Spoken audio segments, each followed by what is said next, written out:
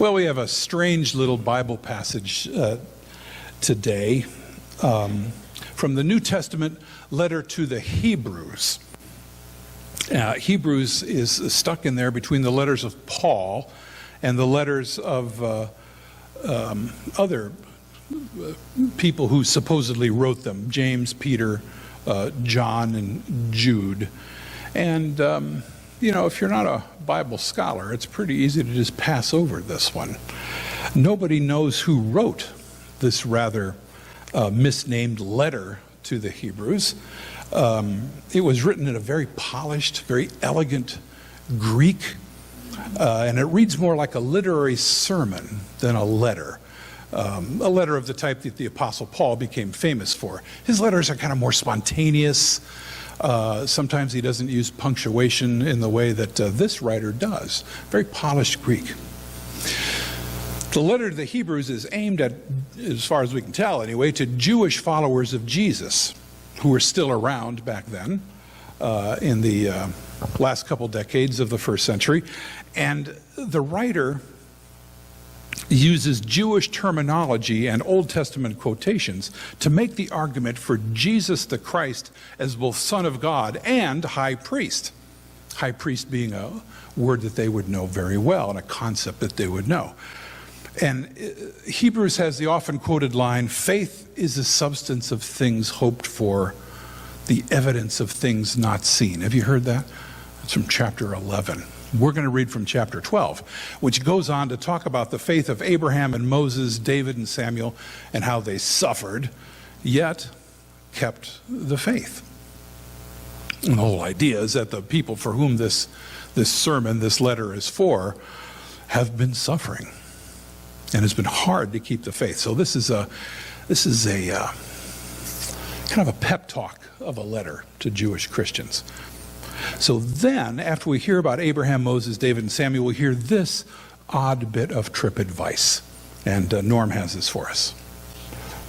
Unlike your ancestors, you didn't come to Mount Sinai, all that volcanic blaze and earth-shaking rumble, to hear God speak.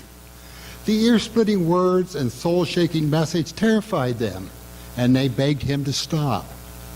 Even Moses was terrified. No, that's not your experience at all. You've come to Mount Zion, the city where the living God resides. The invisible Jerusalem is populated by choirs of angels and worshiping throngs. You've come to Jesus, God's anointed one, who presents us with a new covenant, a fresh charter from God. Jesus is the mediator of this covenant. The murder of Jesus, unlike Abel's, a homicide that cried out for vengeance, became a word of grace. So don't turn a deaf ear to this gracious word. If those who ignored earthly warnings didn't get away with it, what will happen to us if we turn our backs on heavenly warnings? The divine voice back then shook the earth to its foundations. This time, as told quite plainly by the prophet Haggai, God will also rock the heavens. It will be a thorough house cleaning, getting rid of all the historical and religious junk so that the unshakable essentials stand clear and uncluttered. But can you see what you've got? An unshakable kingdom. We can only be thankful and brimming with worship, deeply reverent before God. God is actively cleaning house, torching all that needs to burn, and there's no quitting until it's all cleansed. God is a consuming fire. Now, this last week of August, some of us are returning from summer travels. A lot of you, I know, just got back from exciting and wonderful places. And some of us are still out there somewhere. And then off-peak travelers are ready to go to wonderful places right after Labor Day. I got my travel shirt on today. You can tell it's a travel shirt because it's got these Velcro, closures. That's how you can tell it's a travel shirt. So I'm in costume today, see. So traveling, or at least travel planning, isn't like it was when we were kids. I'm speaking from a certain age perspective here. I mean, today, travel planning almost always involves a computer and smartphones, right?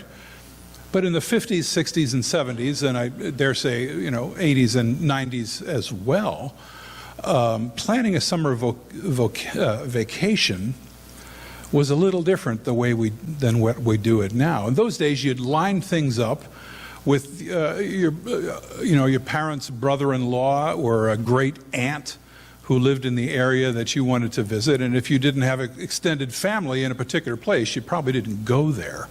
At least that was my family's experience. If you did go to a place where you didn't have family, it meant a trip to the auto club, to the CAA, or the AAA as it's called down south, and you'd pick up a stack of maps and guidebooks and brochures about a potential destination. Remember doing that? Yeah. If it was a road trip, you might get one of those triptychs. I love those things. A kind of strip map that told you about construction and places to stop along the way, like the world's largest dinosaur. If if your triptych goes through Drumheller, or any sort of mom and pop museum, the largest ball of tin foil, that kind of thing.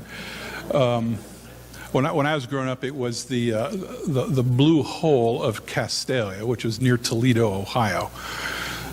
And you can get a brochure, and you'd go there, and you'd get out of the car and pay your $2. You'd go look at it. Yeah, it's blue. Big old hole there. That was great. Okay, who wants ice cream? There's stuff like that all over that you could find through, again, in my case, AAA. This was in the days before the Trans-Canada Highway was completed, early 60s, I suppose that happened. And the same in the U.S., before the interstate highway system just paved over half the country. The coolest thing that you could do back then was you could get maps from gas stations for free. I mean, I had an extensive collection of all the Midwest states. We had family in Iowa, and so we'd go across all the states that begin with I: Indiana, Illinois, Iowa. So I had all those maps. But the big prize was the map of Ontario, because it was so exotic and foreign. So I put it up on my bedroom wall and taped them up and said, I've been here, just barely across the border to Niagara Falls. There's all the rest of Ontario that covered the rest of the room. So if it wasn't an auto club, you'd go to a travel agent. Every strip mall had a travel agent back in those days. And on the walls were those huge posters of sun-drenched beaches in California, which you can only imagine.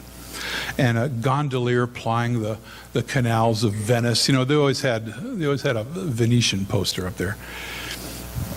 And the agents gave your parents a guidebook listing reviews of hotels and sites to see. But those reviews were probably written by Auto Club employees who may or may not have actually been there. And they gave their place, 2 stars, 3 stars, or diamonds, I think AAA had, based on their particular expert criteria. Now, your parents wouldn't see a picture of this place in the guidebook or what anybody else thought about it. You just had to take the advice of the Auto Club people.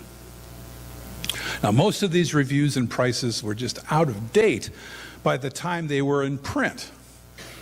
But at least, it was something that you could hold on to. Unless a relative recommended a particular place, our parents were really flying blind. If you're traveling in 1959 in the big car with the fins on the back. It wasn't until you reached the destination would you really know what you'd gotten into. And sometimes what you got into was pretty gross. But it's different now. Right? It's different. Not necessarily better, but it's different. With the internet and GPS, folding paper maps just got tossed out. There are still travel agents, I think, for cruises and such, right? Those of you that have been in cruises, do you go through a travel agent? Yeah, okay. So they still exist. But not, not to get to Calgary. But if you're taking a road trip, you log on to a Kayak or Travelocity or Expedia or Trivago, and they'll kind of tell you what hotels and car rentals and such to get. But if you want to see what other travelers think about a particular place, you check out TripAdvisor. TripAdvisor with its little googly-eyed owl, right? One red eye, one green eye. And TripAdvisor has customer reviews down to the grainiest detail about any hotel or honky-tonk that exists on the face of the earth. Any place that anybody's visited, any place, it probably has a TripAdvisor review. I tried to look up our church, and nobody's done that yet. So go ahead, get busy, and wow, what a wonderful place it is. I mean, it is interesting, though. Type in Sherwood Park on TripAdvisor and see what you get. See what they think the best restaurants are and the best places to visit are. I mean, you'd be kind of surprised, I think. But you have to be somewhat discerning when reading TripAdvisor reviews. One person's trashy hotel is another person's budget gem, right? I mean, you might hear complaints from a guy from Texas about the tiny hotel washroom, but that'll seem absurd to someone from Denmark, where the washrooms are so small. I mean, you have to go outside just to change your mind. Now, some people are just never satisfied with anything, and they complain constantly about the little things. But the majority of the postings on TripAdvisor are either 4 or 5 bubbles, I think they have. And so most people are, open-minded about this stuff. A place getting a lot of reviews doesn't necessarily mean it's better or more popular than a similar place with fewer reviews. It just means that more people wrote about one than the other. So you have to be kind of discerning and read between the lines there. The bottom line, though, is despite all the advice you can now get on a particular destination, you still have to go there and experience it yourself. You can't really travel through TripAdvisor and expect to get the experience. So wherever you go on your travels, from Vancouver Island to Newfoundland, there is great beauty, particularly here on the prairies, when the canola fields are at their bright yellow peak. But the real beauty of this land, or any other land for that matter, has less to do with the outer vistas than the inner ones, the inner vistas. So this writer of the letter to the Hebrews, whoever she was, let's use that pronoun, offers us a kind of TripAdvisor review of 2 different destinations that are stark contrasts in quality. The writer recognized that the whole Bible is really the story of a journey that begins where? In the Garden of Eden, right? Genesis chapter 2. And it ends, Revelation chapter 22, in the New Jerusalem. Garden of Eden, New Jerusalem. So in Genesis, we encounter a guy who leaves his home and travels to a country about which he knows nothing, and he does it on faith alone. No advice from CAA or TripAdvisor. Abraham and his family tramped from Ur in the Chaldees to Canaan. He took a side trip to Egypt and came back again. His grandson Jacob also went to Egypt, not to see the Great Pyramids, which may or may not have been built at the time, but to be reunited with his long-lost son Joseph. And centuries later, Jacob's descendants journeyed from Egypt into the wilderness, and 40 years later landed in what they called the Promised Land.